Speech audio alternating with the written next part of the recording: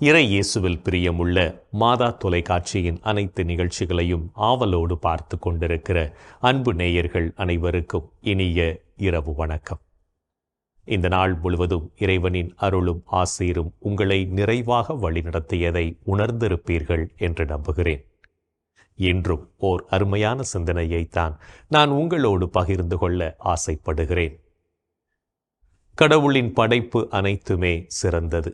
ஒவ்வொன்றுமே ஒரு பாடத்தை அல்லது அனுபவத்தை நமக்கு தருகிறது. பஞ்சபூதங்களில் ஒன்றான நிலத்தின் அடியில் காணப்படும் பல்வகை வளங்களை கொண்டே மனிதன் தனது வாழ்க்கையை சுகமானதாக சொகுசானதாக மாற்றிக்கொள்கிறான். நிலத்தினுள் புதைந்துள்ள வளங்களைப் போலவே நமது மனதினுள்ளும் எண்ணற்ற திறமைகள் பதுங்கி கிடக்கின்றன. திறமையே இல்லாத மனிதன் மண்ணில் இல்லை. நம் வாழ்க்கையின் அனைத்து நிலைகளும் மாறிக்கொண்டுதான் இருக்கும். இயக்கம்தான் பூமியின் இலக்கணம். இயக்கம்தான் மனித ஆக்கத்திற்கும் அடிப்படை. இடைவிடாத இயக்கமே அளவில்லாத ஆக்கம் தரும். இதுவே நிலம் நமக்கு சொல்லும் பாடம். சுற்றும் பூமியில் நாம் சுழலும் வரை அது நமக்கு கற்றுத்தரும் பாடத்தை நமதாக்கி வாழ்வோம். 3 தலைமுறை தாழ்ந்தவனுமில்லை, 3 தலைமுறை வாழ்ந்தவனுமில்லை என்கிறது பழமொழி. மனிதன் தனது மனநிலைகளை மாற்றிக்கொள்வதன் மூலம் தனது வாழ்க்கையை மாற்றிக்கொள்ளலாம் என்பதே எனது தலைமுறையின் மிகப்பெரிய கண்டுபிடிப்பாகும் என்பார் சிந்தனையாளர் வில்லியம் ஜேம்ஸ். சுழன்று கொண்டிருக்கின்ற இந்த உலகம் எத்தனையோ செய்திகளை நாளும் நமக்கு சொல்லிக் கொடுத்து கொண்டே இருக்கின்றது. நம் வாழ்வில் தென்றல் காற்றும் வீசலாம், பெரும் புயலும் அடிக்கலாம். பெரும் புயல் வீசினாலும் கடிகாரம் டிக் டிக் என்று ஒரே மாதிரியாகத்தான் அடித்து கொள்ளும். நல்லது கெட்டது எது நடந்தாலும் அமைதியாக, திகைப்போ அச்சமோ இல்லாமல் பார்த்து கொள்ள வேண்டும். எனவே எந்த நிலைக்கும் வாழ நம்மை பயிற்றுவிக்க வேண்டும். அப்போதுதான் நிம்மதியை நம் வாழ்வில் தக்க வைத்து கொள்ள முடியும் என்பதை புரிந்து கொள்வோம். சேக்கிழார் பெருமானை நோக்கி சோழ மன்னர், இறைவன் எங்கே இருக்கின்றார்? எந்த திசையை பார்க்கிறார்? இப்போது அவர் என்ன செய்து கொண்டிருக்கிறார் என்று கேட்டார். அவரின் கேள்விக்கு பதில் ஒன்றும் சொல்ல முடியாமல் குழம்பிய மனதுடன் வீடு திரும்பினார் சேக்கிழார். வீட்டிற்கு வந்தவுடன் தனது விவாதத்தை தன் பேத்தியிடம் விளக்கி கூறினார். அடுத்த நாள் சேக்கிழாருடன் பேத்தியும் அரண்மனைக்கு சென்றாள். மன்னனை கண்டாள். மன்னனும் அவளை மகிழ்ச்சியுடன் வரவேற்றார். அரசே, உங்கள் முதல் கேள்வி என்ன என்று கேட்டாள். இறைவன் எங்கே இருக்கிறார் என்று கேட்டார். உடனே ஒரு கிண்ணத்தில் பாலை கொண்டு வரச் சொன்னாள் சிறுமி. அரசே, இந்த பாலில் இனிப்பு மேற்புறத்தில் உள்ளதா கீழே உள்ளதா என்றாள். எல்லா இடத்திலும் உள்ளது என்றார் மன்னர். அதுவேதான், இறைவனும் அனைத்திலும் உள்ளார், எல்லா இடங்களிலும் பரவி இருக்கிறார் என்றாள் சிறுமி. வியப்படைந்த மன்னனிடம் 2ஆம் கேள்வி என்ன என்று கேட்டாள்.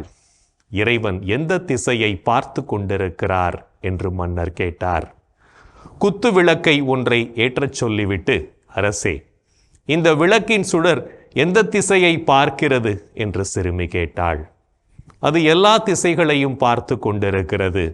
அதுபோலத்தான் இறைவனும் எல்லா திசைகளையும் பார்த்து கொண்டிருக்கிறார் என்றாள் சிறுமி. இதை கேட்டு ஆச்சரியப்பட்ட மன்னன் கேட்டான், இறைவன் இப்போது என்ன செய்து கொண்டிருக்கிறார் என்று. உடனே சிறுமி தன்னை சிறிது நேரம் அரசியாக்கும்படி கேட்டுக்கொண்டாள். மன்னனும் சம்மதித்தார். சிம்மாசனத்தில் அமர்ந்து கட்டளை ஒன்றை பிறப்பித்தாள் சிறுமி. யாரது அங்கே? இவர்களையெல்லாம் சிறையில் அடையுங்கள். சிறையில் உள்ளவர்களையெல்லாம் விடுதலை செய்யுங்கள். இவர்களது சொத்துக்களை எல்லாம் பறிமுதல் செய்து ஏழைகளுக்கு கொடுங்கள் என்றாள். என்ன இது என்றான் மன்னன். இதைத்தான் இறைவன் செய்து கொண்டிருக்கிறார். மேலே இருப்பவனை கீழே தள்ளுகிறார், கீழே இருப்பவனை மேலே கொண்டு வருகிறார். உலகம் ஒரு சக்கரம். இது இடைவிடாமல் சுழல்கிறது. மேலே இருப்பது கீழே வருகிறது, கீழே இருப்பது மேலே போகிறது. அடுத்த சுற்றில் இது மாறுகிறது என்று பதிலளித்தாள் சிறுமி. எனவே காலச்சக்கரத்தின் சுழற்சியில் எதுவும் சாத்தியமே என்பதை புரிந்து கொள்ள வேண்டும். எத்தகைய சூழலுக்கும் வாழ நம்மை பயிற்றுவித்தாலே அனைத்தும் நன்றாக நடக்கும் என்பதை மனதில் பதிய வைத்து வாழ்வோம். இன்றைய தினத்தை எடுத்துக்கொள்வோம். இந்த நாள் முழுவதும் நாம் நமது வாழ்க்கையில் எதையும் ஏற்றுக்கொள்ளக்கூடிய மனப்பக்குவத்தோடு வாழ்ந்தோமா என்று யோசித்து பார்ப்போம். மேலும் இந்த நாளில் நமது செயல்பாடுகள் எப்படிப்பட்டதாக இருந்தது என்று நம்மையே நாம் கேட்டு பார்ப்போம்.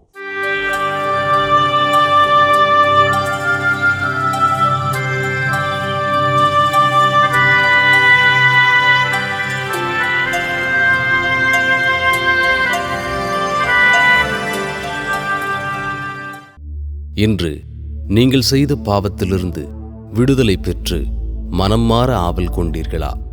நீங்கள் உங்கள் உடைகளை கிழித்து கொள்ள வேண்டாம். இதயத்தை கிழித்து கொண்டு உன் கடவுளாகிய ஆண்டவரிடம் திரும்பி வாருங்கள். அவர் அருள் நிறைந்தவர், இரக்கமிக்கவர், நீடிய பொறுமையுள்ளவர், பேரன்பு மிக்கவர், செய்ய கருதிய தீங்கை குறித்து மனம் மாறுகின்றவர். இன்று நீங்கள் உங்கள் மனம் போன போக்கில் வாழ்ந்தீர்களா? உன் நாட்டங்களுக்கும் வலிமைக்கும் அடிமையாகாதே. உன் உள்ளத்து விருப்பங்களை பின்பற்றாதே. என்று நீங்கள் தேவையில் இருப்போருக்கு தர்மம் செய்தீர்களா? கட்டளையை முன்னிட்டு ஏழைகளுக்கு உதவி செய்.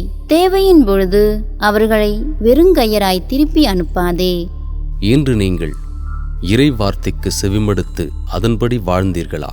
இறை வார்த்தையை கேட்டு அதன்படி செயல்படுபவர்களே என் தாயும் என் சகோதரர்களும் ஆவார்கள். என்று நீங்கள் மற்றவருக்கு வளர்ச்சி தரக்கூடிய செயல்களை செய்தீர்களா? ஆகையால் அமைதிக்கு வழிவகுப்பவற்றை நாடுவோமாக. ஒருவர் மற்றவர்க்கு வளர்ச்சி தருபவற்றை செய்ய முயல்வோமாக. இன்று நாம் இறைவனுக்கு ஏற்புடைய செயல்களை செய்திருந்தாலும் சில நேரங்களில் இறைவனுக்கு எதிராகவும் செயல்பட்டு அவருடைய அன்பிலிருந்து விலகிச் சென்றிருப்போம். அத்தகைய தருணங்களுக்காக மனம் வருந்தி மன்னிப்பு கேட்டு மனத்துயர் மன்றாட்டை ஜெபிப்போம்.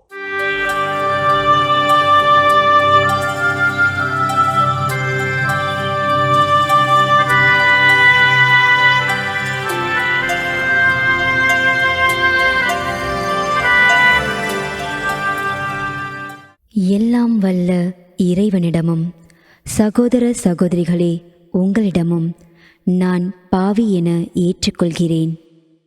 ஏனெனில் என் சிந்தனையாலும் சொல்லாலும் செயலாலும் கடமையில் தவறியதாலும் பாவங்கள் பல செய்தேன்.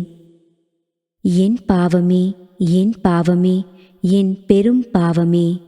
ஆகையால் எப்போதும் கன்னியான புனித மரியாவையும் வானதூதர் புனிதர் அனைவரையும் சகோதர சகோதரிகளே உங்களையும் நம் இறைவனாகிய ஆண்டவரிடம் எனக்காக வேண்டிக்கொள்ள மன்றாடுகிறேன்.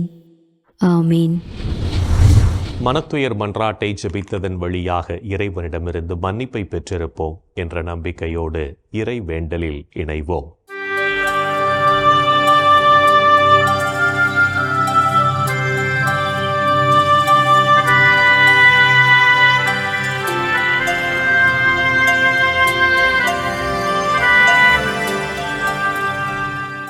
இறைவா இறைவா எமக்கு துணை புரிய வாரும்.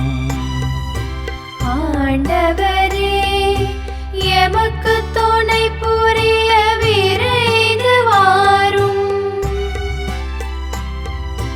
தந்தைக்கும் மகனுக்கும் தூய ஆவியாருக்கும் மாட்சி உண்டாவதாக.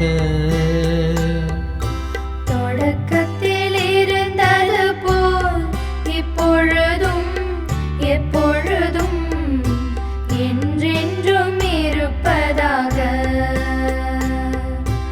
ஆமென்.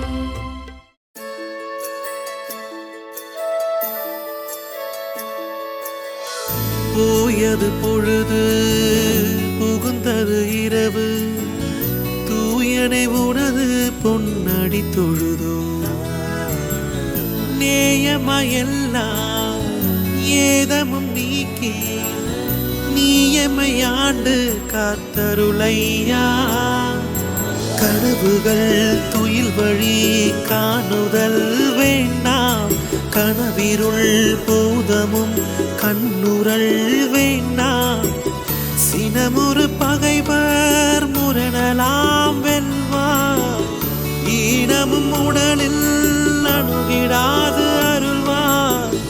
ஆதியம் தந்தாய் அருள் புரிவீரே, அமலன மகனே அருள் புரிவீரே. ஜோதியே உருவாம் தூயாவியாரே, தொழுதனம் உமதடி அருள் புரிவீரே. ஆமென் ஆமென் ஆமென்.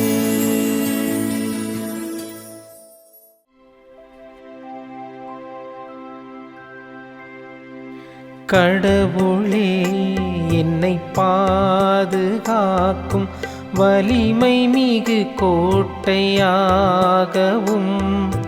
அடைக்கலமாகவும் இருந்தருளும். கடவுளே என்னை பாதுகாக்கும் வலிமை மிகு கோட்டையாகவும் அடைக்கலமாகவும் இருந்தருளும்.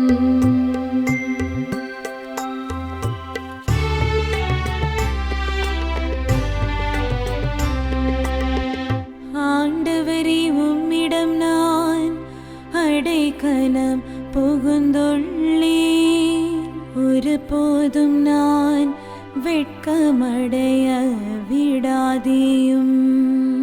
உமது நீதிக்கேற்ப என்னை விடுவித்தருளும், உமது செவிகளை என் பால் திருப்பியருளும். விரைவில் என்னை மீட்டருளும். எனக்கு அடைக்கலம் தரும் கற்பாறையாயிரும், வலிமை மிகு கோட்டையாய் நீரிருந்து என்னை பாதுகாத்தருளும். ஆம், நீர் என் கற்பாறையும் கோட்டையும் நீரே.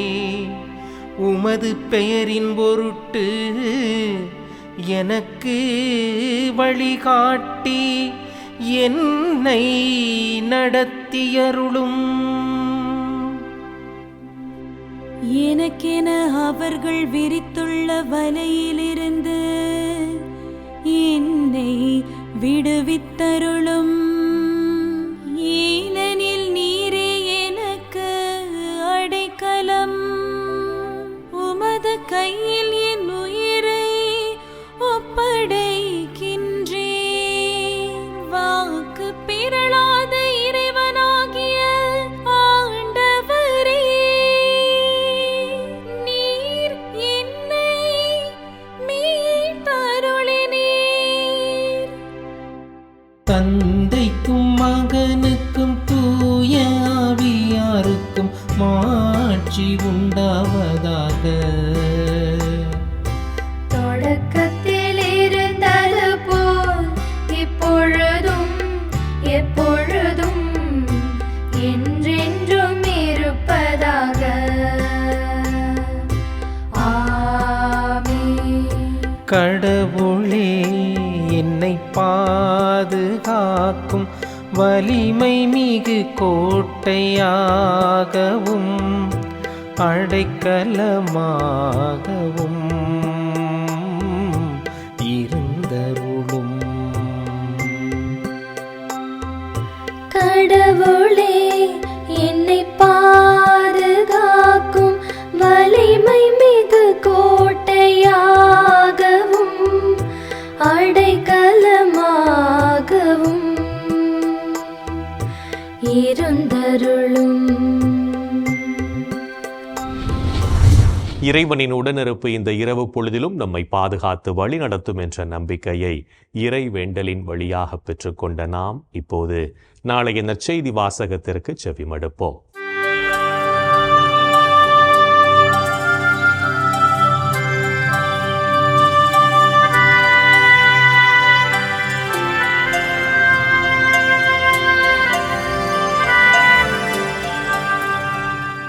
நாளைய திருப்பலி வாசகங்கள். முதல் வாசகம் இறைவாக்கினர் எரேமியா நூலிலிருந்து வாசகம். அதிகாரம் 2, இறை வார்த்தைகள் 1 முதல் 3, 7 முதல் 8 மற்றும் 12 முதல் 13 முடிய. பதிலுரை பாடல் திருப்பாடல் 36, இறை வார்த்தைகள் 5 முதல் 10 முடிய. மத்தேயு எழுதிய தூய நற்செய்தியிலிருந்து வாசகம். அதிகாரம் 13, இறை வார்த்தைகள் 10 முதல் 17 முடிய. அக்காலத்தில் சீடர்கள் இயேசுவின் அருகே வந்து, ஏன் அவர்களோடு உவமைகள் வாயிலாக பேசுகின்றீர் என்று கேட்டார்கள். அதற்கு இயேசு அவர்களிடம் மறுமொழியாக கூறியது, விண்ணரசின் மறைப்பொருளை அறிய உங்களுக்கு கொடுத்து வைத்திருக்கிறது. அவர்களுக்கோ கொடுத்து வைக்கவில்லை. உள்ளவருக்கு கொடுக்கப்படும், அவரும் நிறைவாக பெறுவார். மாறாக இல்லாதவரிடமிருந்து உள்ளதும் எடுத்து கொள்ளப்படும். அவர்கள் கண்டும் காண்பதில்லை, கேட்டும் கேட்பதில்லை, புரிந்து கொள்வதும் இல்லை. இதனால்தான் நான் அவர்களோடு உவமைகள் வாயிலாக பேசுகிறேன். இவ்வாறு எசாயாவின் பின்வரும் இறைவாக்கு அவர்களிடம் நிறைவேறுகிறது. நீங்கள் உங்கள் காதால் தொடர்ந்து கேட்டும் கருத்தில் கொள்வதில்லை, உங்கள் கண்களால் பார்த்து கொண்டே இருந்தும் உணர்வதில்லை. இம்மக்களின் நெஞ்சம் கொழுத்து போய்விட்டது, காதும் மந்தமாகிவிட்டது. இவர்கள் தங்கள் கண்களை மூடிக்கொண்டார்கள். எனவே கண்ணால் காணாமலும், காதால் கேளாமலும், உள்ளத்தால் உணராமலும், மனம் மாறாமலும் இருக்கிறார்கள். நானும் அவர்களை குணமாக்காமல் இருக்கிறேன். உங்கள் கண்களோ பேறு பெற்றவை, ஏனெனில் அவை காண்கின்றன. உங்கள் காதுகளும் பேறு பெற்றவை, ஏனெனில் அவை கேட்கின்றன. நான் உறுதியாக உங்களுக்குச் சொல்கிறேன், இறைவாக்கினர் பலரும் நேர்மையாளர் பலரும் நீங்கள் காண்பவற்றை காண ஆவல் கொண்டிருந்தனர், ஆனால் அவர்கள் காணவில்லை. நீங்கள் கேட்பவற்றை கேட்க விரும்பினார்கள், ஆனால் அவர்கள் கேட்கவில்லை. ஆண்டவரின் அருள்வாக்கு. கிறிஸ்துவே உமக்கு புகழ்.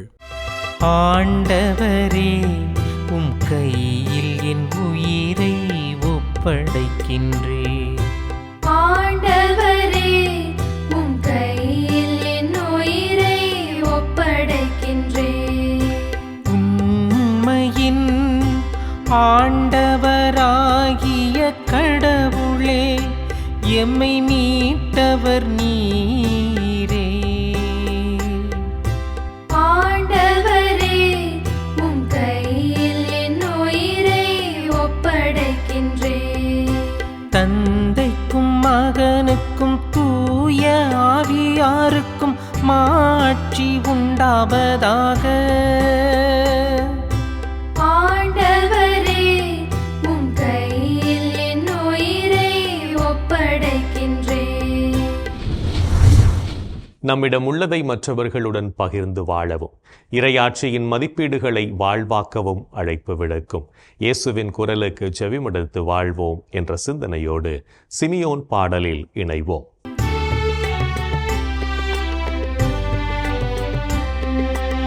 ஆண்டவரை, நாங்கள் விழித்திருக்கும் போது எங்களை காத்தருளும். நாங்கள் தூங்கும் போது எங்களை பாதுகாத்தருளும். இதனால் கிறிஸ்துவோடு விழித்திருந்து அவரோடு அமைதியில் இளைப்பாறுவோம். ஆண்டவரே, நாங்கள் விழித்திருக்கும் போது எங்களை காத்தருளும். நாங்கள் தூங்கும் போது எங்களை பாதுகாத்தருளும். இதனால் கிறிஸ்துவோடு விழித்திருந்து அவரோடு அமைதியில் இளைப்பாறுவோம். சிமியோன் பாடல். ஆண்டவரே, உமது சொற்படி உம் அடியான் என்னை இப்போது அமைதியுடன் போகச் செய்கிறீர்.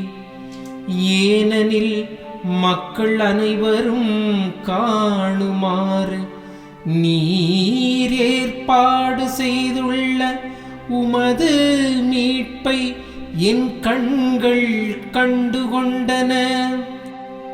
இம்மீட்பே பிற இனத்தாருக்கு வெளிப்பாடு அருளும் மொழி. இதுவே உம் மக்களாகிய இஸ்ரவேலுக்கு பெருமை, இஸ்ரவேலுக்கு பெருமை. தந்தைக்கும் மகனுக்கும் தூய ஆவியாருக்கும் மாட்சி உண்டாவதாக. தொடக்கத்தில் இருந்தது போல் இப்பொழுதும் எப்பொழுதும் என்றென்றும் இருப்பதாக. ஆமென். ஆண்டவரே, நாங்கள் விழித்திருக்கும் போது எங்களை காத்தருளும். நாங்கள் தூங்கும் போது எங்களை பாதுகாத்தருளும். இதனால் கிறிஸ்துவோடு விழித்திருந்து அவரோடு அமைதியில் இளைப்பாறுவோம். ஆண்டவரே, நாங்கள் விழித்திருக்கும் போது எங்களை காத்தருளும். நாங்கள் தூங்கும் போது எங்களை பாதுகாத்தருளும்.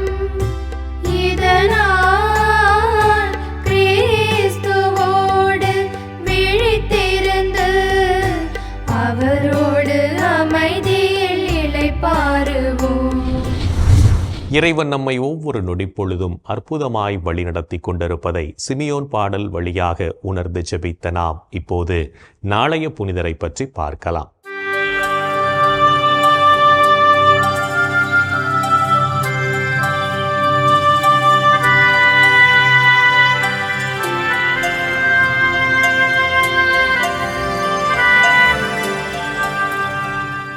ஜூலை 23 ஸ்வீடனின் புனித பிரிஜிட். ஸ்வீடன் நாட்டில் உள்ள ஃபின்ஸ்டா காஸ்டில் பகுதியில் வாழ்ந்த பிர்கர் ஃபோர்சோன் இன்ஃபோர்க் பெற்றோருக்கு கிபி 1303 பிறந்தார் பிரிஜிட். இறை பக்தியிலும் கல்வியிலும் சிறந்து விளங்கிய பிரிஜிட் சிறு வயது முதலே இயேசுவின் திருப்பாடுகளை தியானித்து வாழ்ந்தார். 12வது வயதில் தன் தாயாரை இழந்த இவருக்கு இவரது தந்தை திருமண ஏற்பாடுகள் செய்ய வுல்ஃப் குட்மார்சின் என்பவரை திருமணம் செய்து கொண்டார்.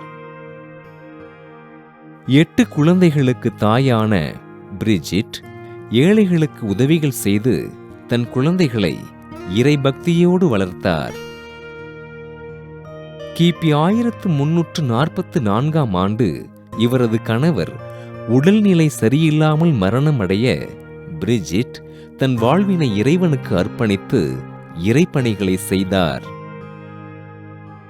கிபி 1346 பிரிஜிட்டைன்ஸ் துறவற சபையினை தொடங்கிய பிரிஜிட் ஆண்டவரின் வழிகாட்டுதலின்படி மக்களுக்கு இறைப்பணிகளை செய்தார். தன் வாழ்நாள் முழுவதும் ஆண்டவரின் திருப்பாடுகளை தியானித்து ஆண்டவரை பலமுறை காட்சியாக கண்ட பிரிஜிட் கிபி 1373 ஜூலை 23 விண்ணகமடைந்தார். தனக்கு ஆண்டவர் அளித்த காட்சிகளை எழுத்து வடிவில் பதிவு செய்து ஆண்டவரின் அன்பை மக்களுக்கு அறிக்கையிட்ட பிரிஜிட்டினை திருத்தந்தை 9ஆம் போனிஃபாஸ் கிபி 1391 அக்டோபர் 7 புனிதராக உயர்த்தி ஸ்வீடன் நாட்டின் பாதுகாவலராக அறிவித்தார். ஸ்வீடனின் புனித பிரிஜிட் திருவிழாவினை கொண்டாடுகின்ற நாம் அவர் நிறுவிய பிரிஜிட்டைன்ஸ் துறவற சபைக்காகவும் அவர்களது பணிகளுக்காகவும் ஜெபிப்போம்.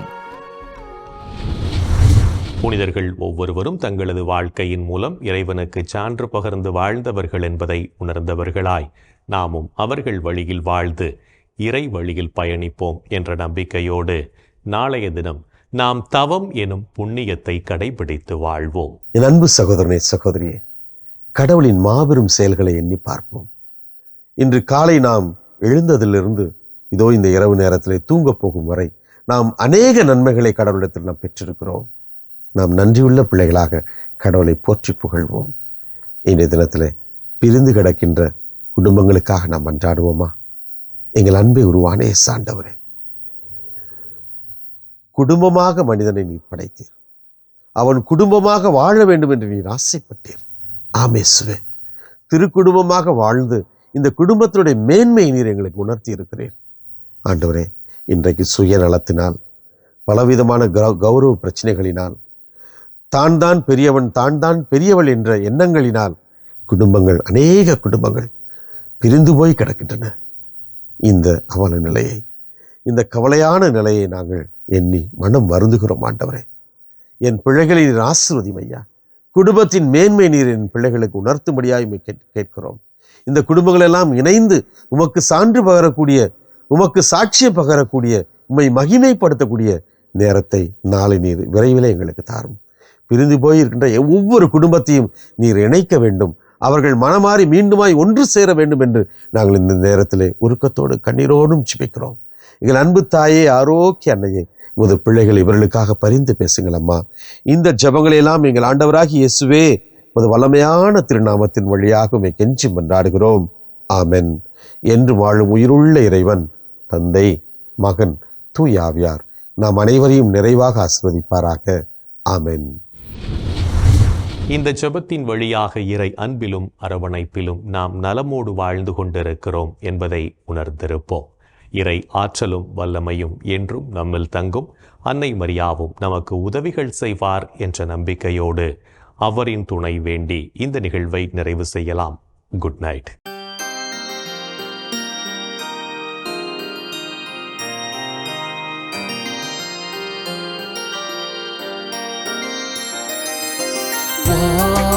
அரசியே, தயை மிகு அன்னையே, வாழ்வே இனிமையே, தஞ்சமே வாழ்க.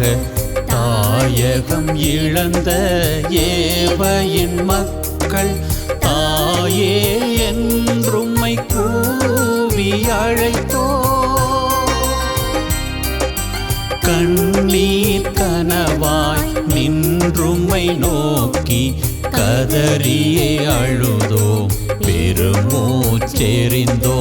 ஆதலால் எமக்காய் பரிந்துரைப்பவரே, அன்புடன் எம்மை கடைக்கண் பாரே. திருவயிற்றின் கனியாம் இயேசுவை இம்மை வாழ்வின் இறுதியில் காட்டுவிற் கருணையின் உருவே, தாய்மையின் கனிவே, இனிமையின் அன்னை மரியா போற்றி.